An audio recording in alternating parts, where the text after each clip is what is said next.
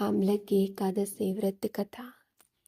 पौराणिक मान्यता के अनुसार वेदिस नाम का एक नगर था। उस नगर में ब्राह्मण, क्षत्रिय, वैश्य और शूद्र रहते थे। वहां रहने वाले सभी नगरवासी विष्णु भक्त थे और वहां कोई भी नास्तिक नहीं था। उसके राजा का नाम था चैत्रथ। राजा चैत्रथ विद्वान थे और वह बहुत धार्मिक थे। उनके नगर में कोई भी व्यक्ति दरिद्र नहीं था। नगर में रहने वाला हर शख्स एकादशी का व्रत करता था। एक बार फाल्गुन महीने में आमलक की एकादशी आई।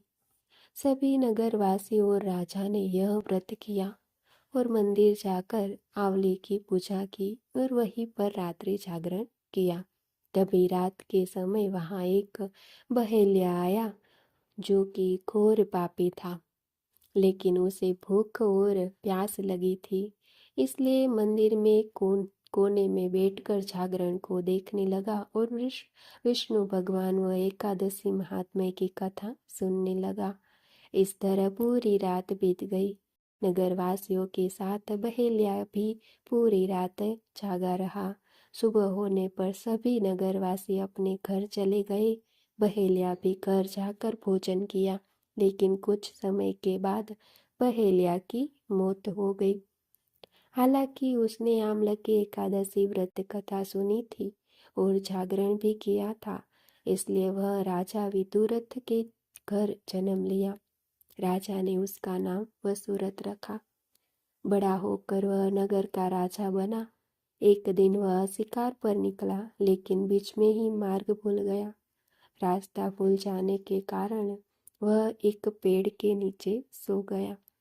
थोड़ी देर बाद वही म्लेच्छ आ गए और राजा को अकेले देखकर उसे मारने की योजना बनाने लगे। उन्होंने वहां कहा कि इसी राजा के कारण उन्हें देश निकाला दिया गया, इसलिए हमें मार देना चाहिए।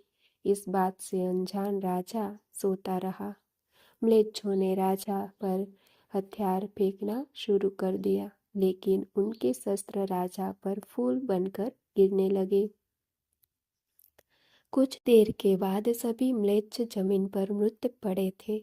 वही जब राजा की नींद खुली तो उन्होंने देखा कि कुछ लोग जमीन पर मृत पड़े हैं। राजा समझ गया कि वह सभी उसे मारने के लिए आए थे, लेकिन किसी ने उन्हें ही मौत की नींद सुला दी। यह देखकर राजा ने कहा कि जंगल में ऐसा कौन है जिसने उसकी जान बचाई है। तभी आकाशवाणी हुई कि राजन, भगवान विष्णु ने तुम्हारी जान बचाई है।